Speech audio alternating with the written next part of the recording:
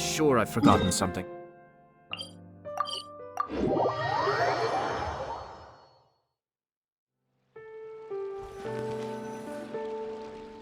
Ayaka! Yoimiya! You're already here! Good morning. Xavier said yesterday afternoon went well. Yeah, and how about you, Ayaka? What were you up to yesterday? After we split up, Ayato went to see Udex Nervillette at the Palais Mermonia. I was originally thinking of going with him, but he said he could manage it himself. He told me to go see the sights around Fontaine and to enjoy the local culture. So I rode the aqua bus with Yoimiya and visited the opera house on Aranias Island. Yeah, you wouldn't believe what we saw there! 2 mechanical puppets that were dancing together! You've already seen them, right?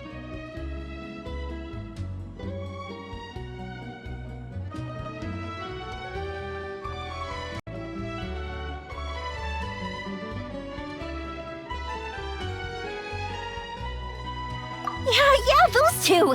Amazing, aren't they? We sat and watched for quite a while.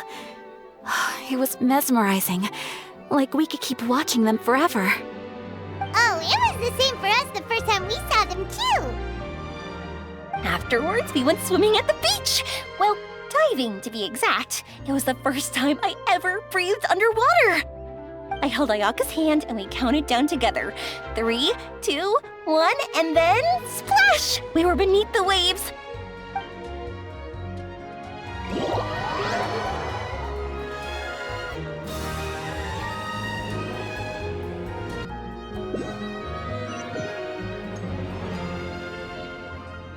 At first, I didn't dare to open my mouth. But once I couldn't hold my breath any longer, I decided to take a big breath in. Turns out the water wasn't as salty as I imagined. It didn't really taste like anything at all. Before I knew it, I was breathing like normal down there. It was an amazing feeling. Ayaka said I was too nervous and needed to loosen my grip. She got used to everything way faster than I did. I knew that the Traveler could do it, so I had no doubt we could do it too. That helped me feel at ease as soon as we dove in. The underwater world in Fontaine truly is beautiful.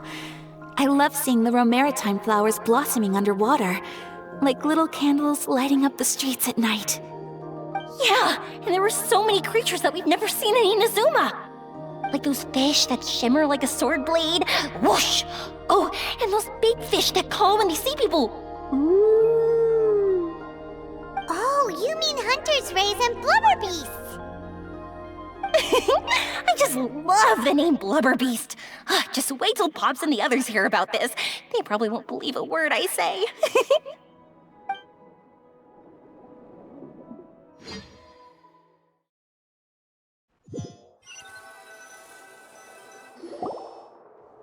Yoimiya was down there for quite a while.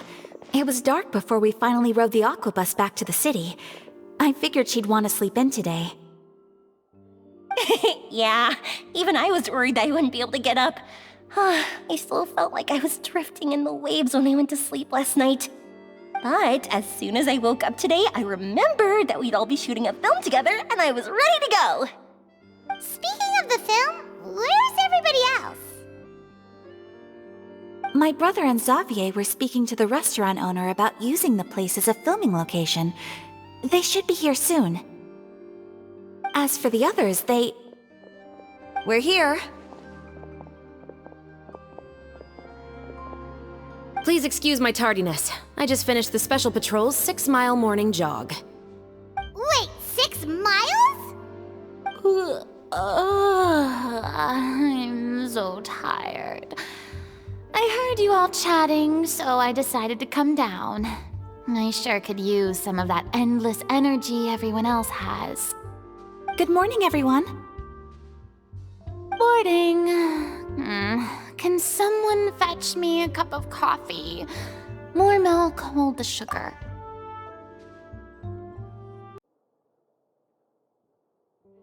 Sure, I'd be happy to do that for you.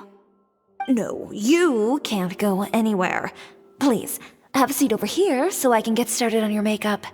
The last thing I want is coffee stains on my costumes. I can get the coffee. It's the perfect job for an assistant.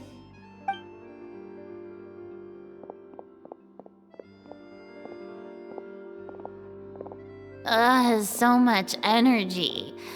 Seriously, what's her secret? Oh, Yoimiya's always like that. But you sure look exhausted, Farina. It's because you're not used to waking up so early, huh?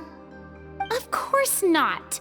I spent the whole night reading the novel from cover to cover, marking sections that either need to be omitted or adapted. Wow, Paimon didn't expect you to be so thorough. Well, I was the biggest star in Olifontaine after all. It takes more than just a pretty face to earn a reputation like that. I know how to get serious when the situation calls for it. I went all out when I was acting as an Archon, so why wouldn't I do the same for my own life? Here's your coffee, Director Farina.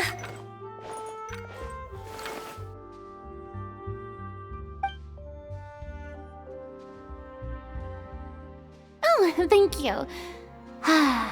The sound of being called director and the aroma of coffee feels almost as refreshing as hearing the birds chirping in the morning. It seems everyone has managed to arrive on time. We've reached an agreement with the restaurant owner. We are free to use the second floor to shoot our film. Really? That's great! He is really looking forward to our film and hopes that providing his restaurant as a filming location will attract more customers. Well then, Mr. Xavier, I'll leave the rest to you. Okay, thanks. First, I'd like to introduce our new members. This is our prop manager, Veronique. She'll be in charge of all the film's props and items. And this is Bonneau, our lighting technician. He'll be in charge of lighting and illumination to set up each scene's atmosphere. Wow, sure feels like we have some real professionals joining the crew now. First of all, please allow me to first express my sincerest gratitude to everyone in the crew. When my investor informed me yesterday that he wouldn't be able to provide the funds, I really thought that this was the nail in the coffin for this film. I had no idea that I'd find so many people willing to help me on such short notice. Thank you. Thank you all from the bottom of my heart. No need to be so cordial, Mr. Xavier. We're all honored to be a part of this. Your works made a profound impression on me when I saw them back in Inazuma. I am sure that someday, this film will be remembered as a prime example of cultural exchange between Fontaine and Inazuma. Yes, the story is the reason I agreed to join. I can't bear to even imagine what this film would look like without the very best director. Anyway, I would like to make a promise to everyone that as the producer of this film, I'll do whatever I can to ensure that everything goes as smoothly as possible. This is not just my film. It also embodies the thoughts and feelings of every person here, as well as the endless effort we are about to pour into it. So, without further ado, the Two Musketeers will officially begin filming now! You may take it from here, Director Farina. All right, listen up, everyone.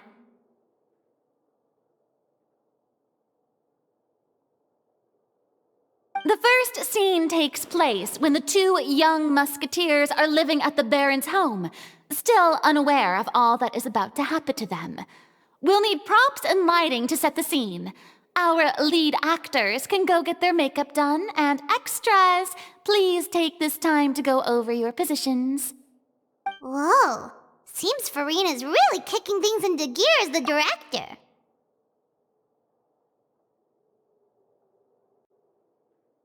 Is everyone clear? I don't want anyone traipsing around the set like umbrella finches. All right, cameras will start rolling as soon as the set is ready. Let's make a film that'll make some serious waves in Fontaine. Not the kind of waves that drown people. I mean, the good kind of waves. Seems like she's still a bit traumatized by that. Anyway, let's go see if there's anything we can do to help.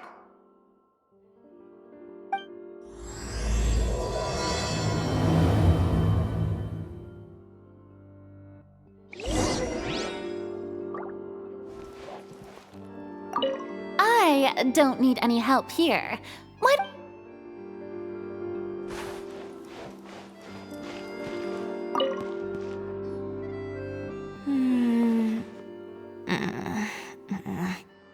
Ayaka has mentioned you to me before. She said that you two were great friends when you were kids. No talking. I'm thinking about how to do your eyeshadow. Ah, yes. To help me really look the part. To achieve a more young and naive look for this scene. Are you saying the wrinkles around my eyes are too deep? You just have too much of a calculating look in your eyes. You sure don't mince your words. It seems you really haven't changed much. Quiet.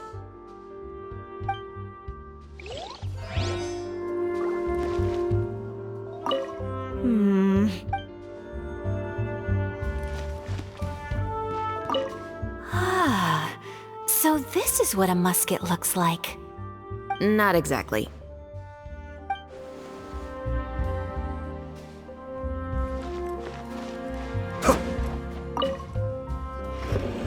How about here? A little more to the left. You got it. Hey, Yoimiya, do you need a hand? No, I'm fine. You know, doing the lighting is kind of like designing a fireworks show. It's interesting to imagine what kind of atmosphere the lights will create. I heard that the Traveler will be operating the camera and Paimon will be the clapper loader, right? Those roles are just perfect for the two of you. Really? Is that because it'll be easy for Paimon to hold the clapperboard while flying? Well, sure, there's that, but that's not exactly what I meant. I just think that after all your journeys together, you two must have developed a super close bond and just naturally know how to work with each other. If I'm not mistaken, the director will want the cameras rolling as soon as the clapperboard goes clack.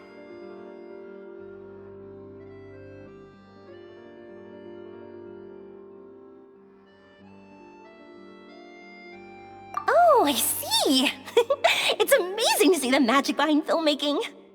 Yoimiya, we need lights over there too. Oh, on it! I've got to get back to work. Chat with you later. Oh, it's exciting to see so many people working together to bring the Seems like Yoimiya's really getting into it. But she was right. We do have a super close bond. Don't... Paimon's really happy to hear that.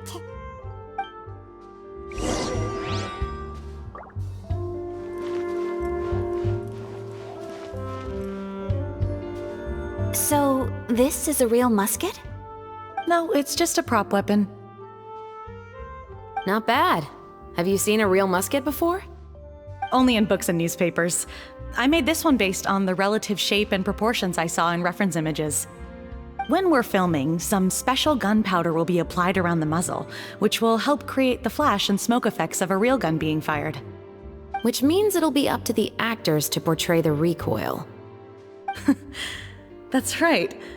The sound effects for gunshots will also be added in post-production. Thank you, Veronique. I think I know where to start now. However, the musket's gears and firing pin could still use some work. Adding some wear on the metallic components will make them appear more realistic. Also, be sure to rub the muskets with some oil each time before we start shooting. That'll give the impression that the firearms have been well maintained. Good point. You seem to know a lot, Miss Chevres. I assume you use these types of firearms on a regular basis? Yes, I perform routine maintenance on my weapons every day. Just like we as people need to eat and sleep, muskets need to be cleaned and maintained. I also perform similar care for my sword every day, and familiarize myself with its shape and weight, to the point where it feels like a natural extension of my body. Yes, this way, Our weapons will never betray us in the heat of battle. Yes, well said. It seems we have the same philosophy on this topic. Oh, sounds like they found a common interest to talk about. Though these props differ from the muskets I use, I can still give you some pointers. Good. I look forward to your instruction. First and foremost, never point the weapon at anyone, regardless of whether it's a real or prop weapon or whether you're holding it or it's on the table. This holds for any time when you're not actively engaging an enemy. Okay, understood.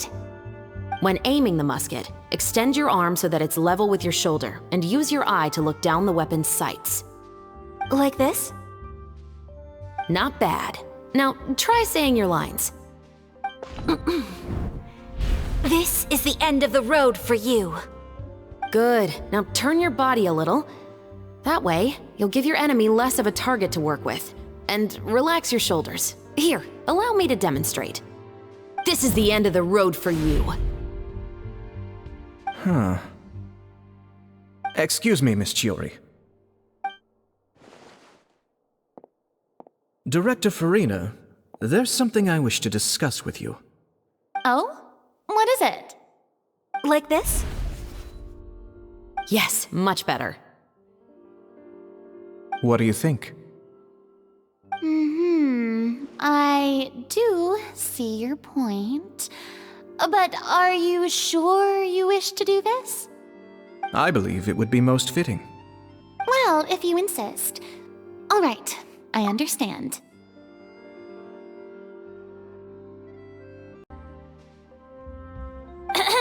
Miss Ayaka, Miss Chevris, could the two of you please come over here? Huh? What's going on? Are we gonna start filming now? Let's go see. What is it? I have a question for you, Miss Chevris. Would you be willing to play the role of a musketeer? What? To clarify, I would like to turn over my role to Miss Chevris. But brother... Don't worry, Ayaka. I actually view this as a good thing. I was becoming troubled trying to set aside some time to speak to the staff at the Palais Mermonia. I would like to have some conversations about the cultural exchange between our two countries, and I've heard that the bureaucratic process here can get rather complicated. Now, I will be able to focus on my work. Besides, you also know that I'm not really one for public performances. Are you really sure? From a director's point of view, I also felt like the relationship between the two musketeers in the original story could be improved. The older brother in the story plays the lead role with his overbearing character, but this causes his character to overshadow that of his sister, and the theme of the two supporting and relying on each other isn't conveyed very well. But if we were to change the siblings to two sisters of a similar age, then that aspect of the story might come through more clearly. Also, I've seen you instructing Ayaka. That cold and dignified personality is exactly what we need for the older musketeer.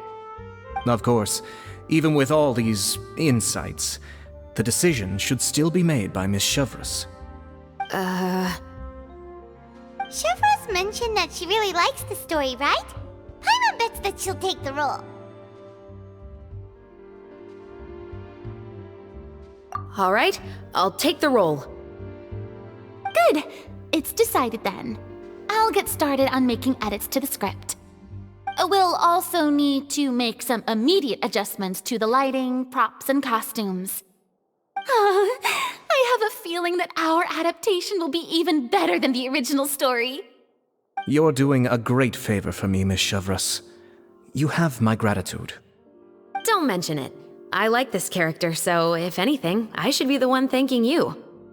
Well, since my brother is the one who brought up the idea, I suppose there's no need to worry. Let's go, Miss Chevris. I look forward to working with you. Please, just call me Chevris.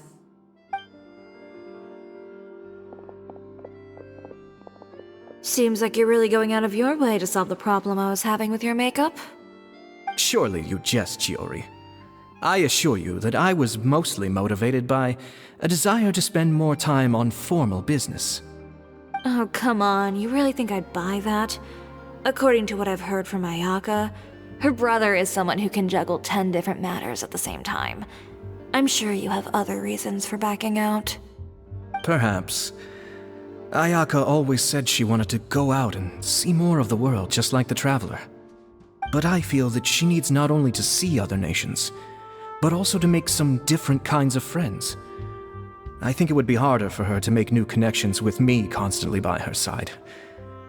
I would like to give her some space. Alright, go on. Spoil her some more. Ayato! It's too bad you're stepping down from the role. Paimon really wanted to see you act as a musketeer.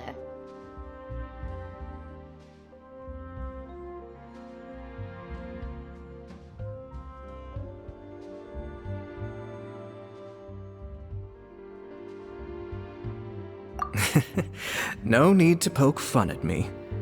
I'd wager that you also felt that I wasn't the best candidate for the role. It's a little hard for Paimon to imagine you saying those lines.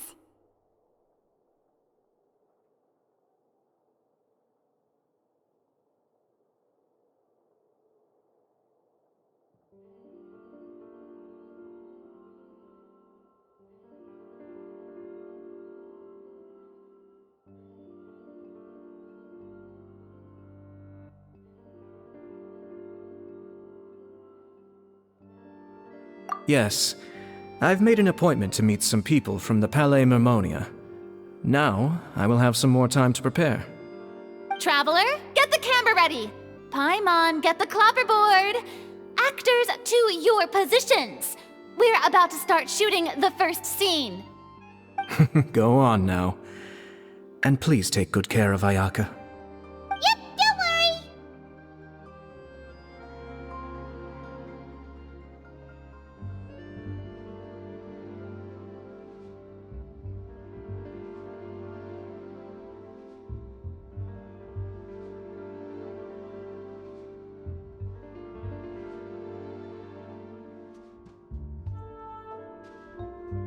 Thank you. I look forward to seeing the film when it's finished.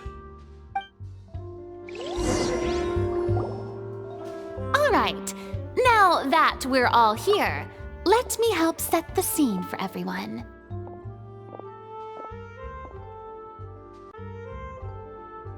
The first scene takes place when our two main characters are still living at the Baron's estate. They've been ostracized and verbally abused by others in the household, but they still have no idea why. We want to capture how naive and innocent they are despite their pain. Chevris will be playing the role of the older sister, Tulip, and Ayaka will be the younger sister, Iris. Be sure to get close-ups of the main characters at the right moment. Silence on the set! Lights! Camera! Action! Let's go! Tulip, Mother's been out for quite a while now. Perhaps she went to pick some flowers on the way home. You know how she loves flowers. Iris, Tulip, I'm home.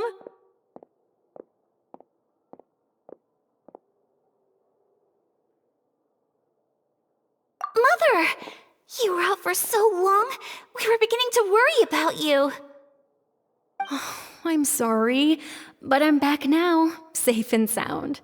Here, I brought your favorite treat, apple turnovers. Mother, what are those bruises on your hand?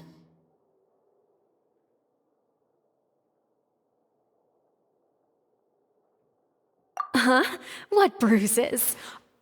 Oh, I must have bumped into something while I was working yesterday. But I didn't notice them this morning. Then perhaps they're from when I accidentally tripped when I was out just now. By the way, did you have fun playing at home? What's the matter, Iris?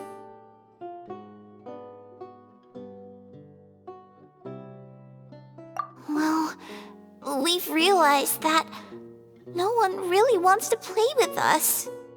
They even took Iris's doll and spat at us. And they even called us names. They said we were... Shh. It's all right. Don't worry. Girls, listen to me. It doesn't matter what anyone says. Don't listen to them. No one can define you with such words. You both have wonderful lives ahead of you. Just like your names. You will both blossom like beautiful flowers. Maybe your time to blossom hasn't quite come yet, but one day, you two will bloom more beautifully than anything else. Don't let the soil you're in now ruin your future beauty. Understand? My dear daughters. And cut! Not bad. The actors' emotions were all on point. Let's keep that take. Also, if our clapper loader could avoid shouting at the start of the scene next time... Oh, got it. Great. I was a little worried that my nerves would get the better of me. What about you, Chevros? I felt fine. The lines weren't too difficult at all. Seems like Farina must have adapted the role nicely. You two were great. I couldn't tell it was your first time acting in a film. You should have more confidence. Thank you for your encouragement. Positions, everyone!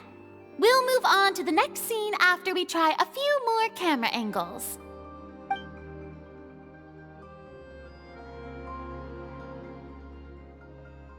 This scene is when our two characters return home, only to discover their mother has been murdered. Ready? Lights!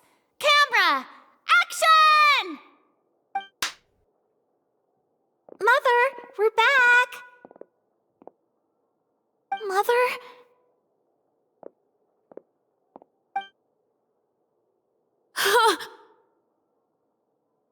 What's wrong, Tulip? Iris, stay away! Huh? Why? What's... Mother! Mother... She's... Huh? There's poison in this cup. Huh? I could have sworn I've seen this kind of cup before. Those aristocrats. They didn't even try to cover up their actions.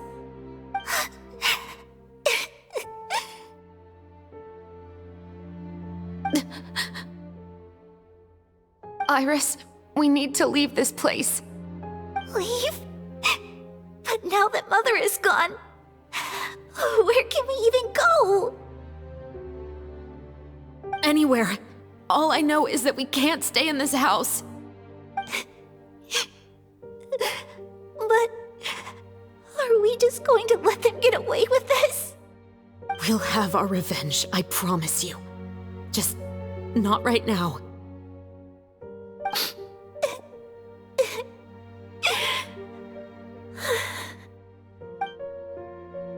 Come on, let's go. No, wait. We can't just leave Mother here like this. At least let me leave this rose with her. That's why we went out in the first place. To buy her this flower. All right. Goodbye, Mother. We'll avenge you. Someday. And cut! Beautiful! Great performance! Oh my, you're so amazing, Ayaka! And were those real tears I saw? How did you do it? I was surprised too. Thank you for the kind compliments. Actually, as soon as Director Farina said action, I told myself not to think about anything. I just felt the weight of the moment and became the character. It's quite similar to practicing the art of the sword. You clear your mind and focus only on what's happening in front of you. Ayaka's performance was amazing. Have I discovered an acting prodigy? Pipe down, everyone! We need to move on to the next scene!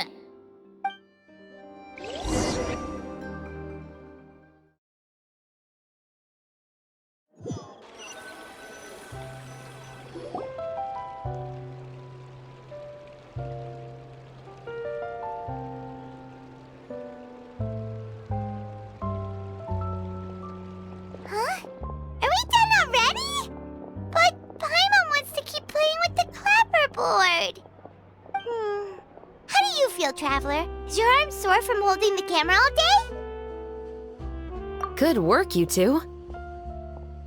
You too, Shivers. You were quite the actress today. I've read this novel many times before. I have a good grasp of my character's mindset.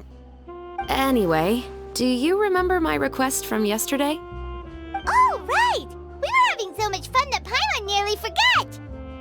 You have a case where the murders seem really similar to the cases in the novel, right? So, how are they similar exactly? In the story, the main characters grow up to become two musketeers, always using their guns to carry out their revenge. And on each of the victims, they place a rainbow rose as a signal that they've returned. Yes, that's correct. We found rainbow roses just like in the novel. Seems like you're connecting the dots now. Oh, that does sound pretty concerning. Especially after seeing the script today. Oh, now Paimon can't stop wondering what kind of ulterior motive the murderer might have. What do you think, Traveler? You're smart. Paimon wants to hear your thoughts. Good. On behalf of Fontaine's Special Security and Surveillance Patrol, thank you for your dedication to justice. There's no time to lose. We should start investigating right away. Follow me. Huh? Right now? But we just got done filming all day. Paimon's so tired. The most valuable intel always comes after nightfall. They are like small, remote islands in the middle of the sea. If you don't stay vigilant, you will pass right by them in the fog. That's how one of my favorite books always puts it, at least. So, where are we going right now? Let's start by checking out some workshops that sell mechanical components. If the culprit is making their own weapons, it's very likely that they'll visit those sort of places.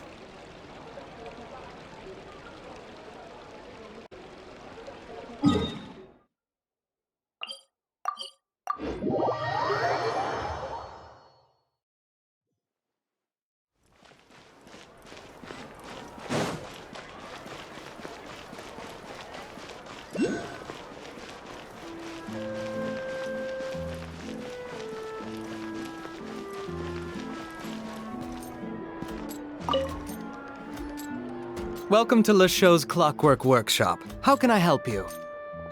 Hello. I'd like to know if anyone has purchased some special components lately. Special components?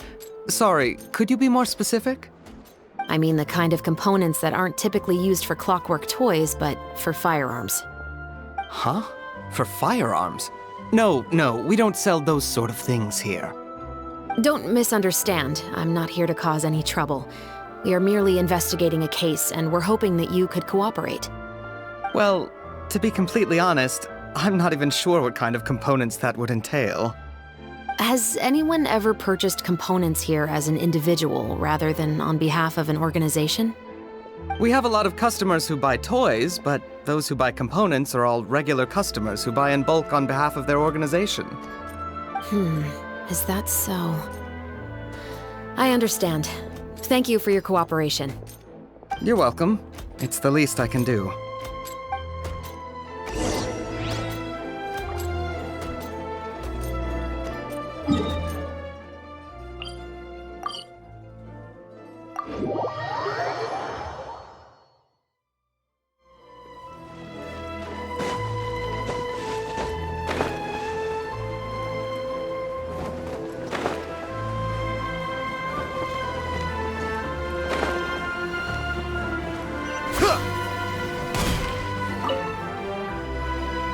Oh, hey, Chevres.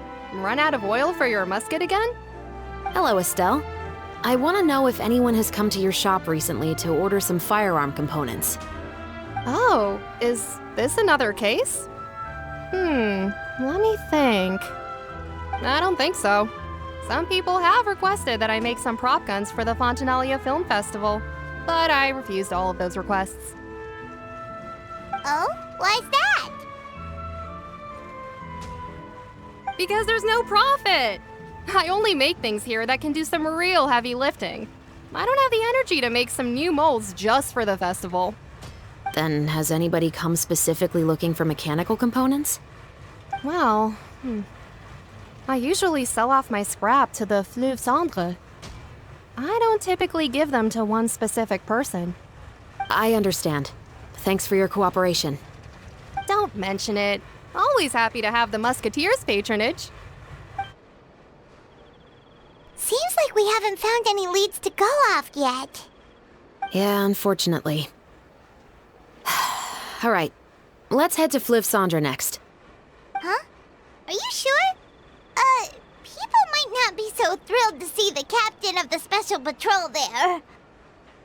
You think so, huh? Then I guess you don't know. Huh? Know what? That I grew up in Fleuve Cendre.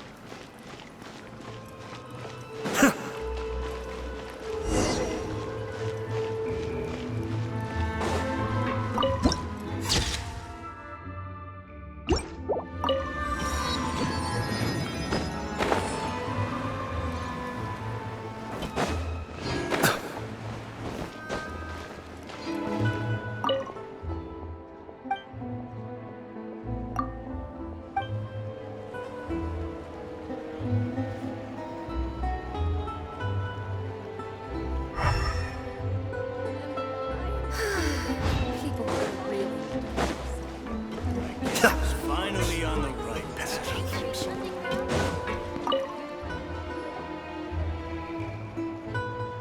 It's been a while, Tetro. Please, just get on with your request. I want to know if you've heard anybody talking about muskets lately. Information isn't free, you know. I've heard that bandits have been extremely active in the countryside recently, and they've been affecting the delivery of goods to Poisson. I can allocate some more manpower to help out with that problem.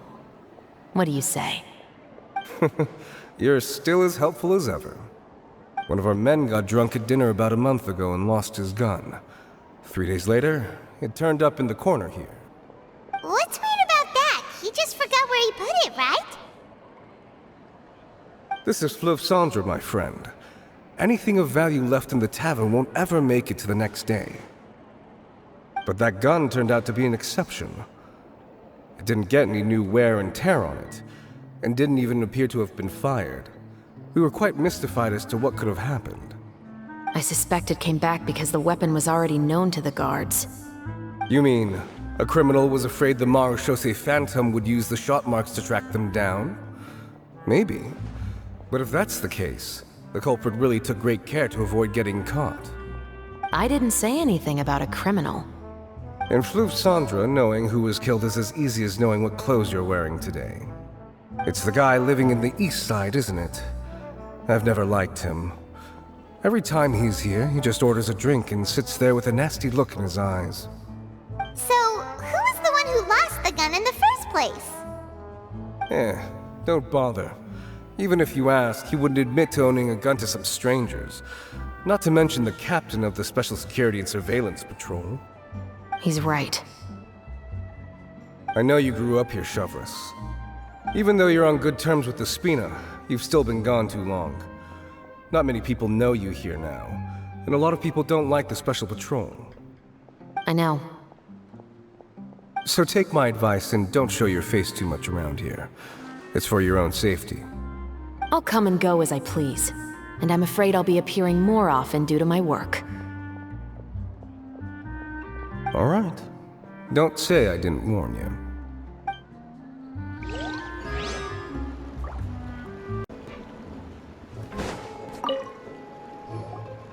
Hello, I'd like to ask some questions. I don't know anything.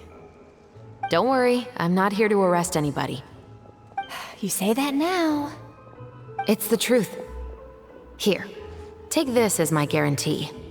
Wait, did Paimon just see what she thinks she saw? Is the captain of the Special Patrol bribing a citizen?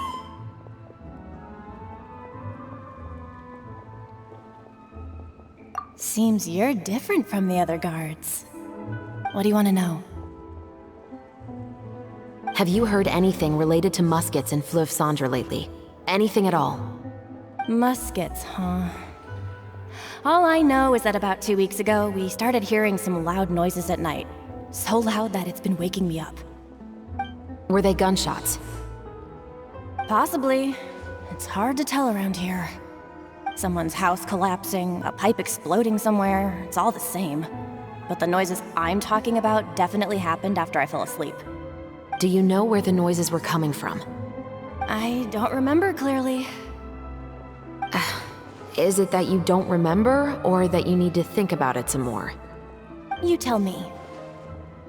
Then please, think about it some more.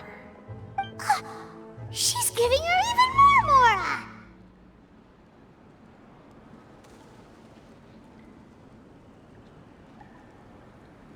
The noises came from the end of the Southern Waterway. I came out and had a look for myself when I wasn't sleeping well, but I didn't dare get too close. That's all I know. All right, I'll take your word for it. Thanks for the pâte de fruits.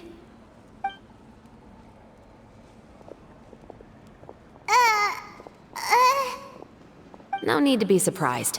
I grew up here, remember? I know how to get people around here to talk. Seems you catch on pretty quick. Now then, let's keep going.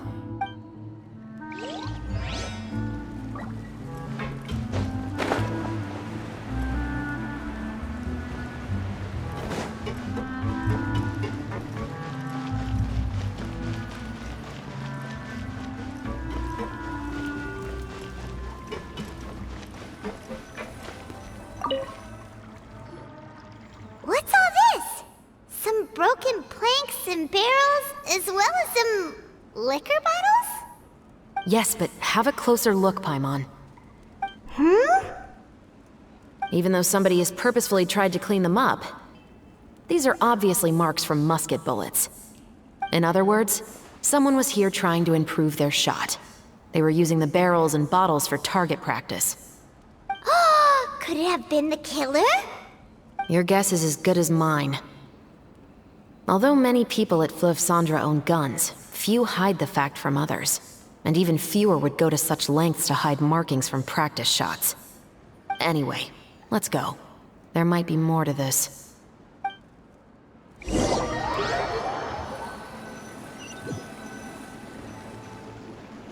Seems like that's all we'll be able to uncover for today.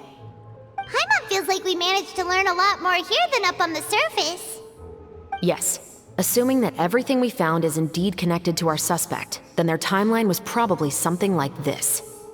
A month ago, our suspect found a gun and took it home to disassemble it. Once he'd figured out its mechanics, he brought it back. In the following weeks, he used some parts to create his own makeshift musket and took it to the Fleuve Cendra for target practice. Then, a few days ago, he found his target and carried out the murder. Once the deed was done, he left a rainbow rose on the body, just like the scene in the novel. That all makes sense to Paimon, but we're still... The deceased was a resident of Fleuve Cendra. It's said that he was a poor, solitary man.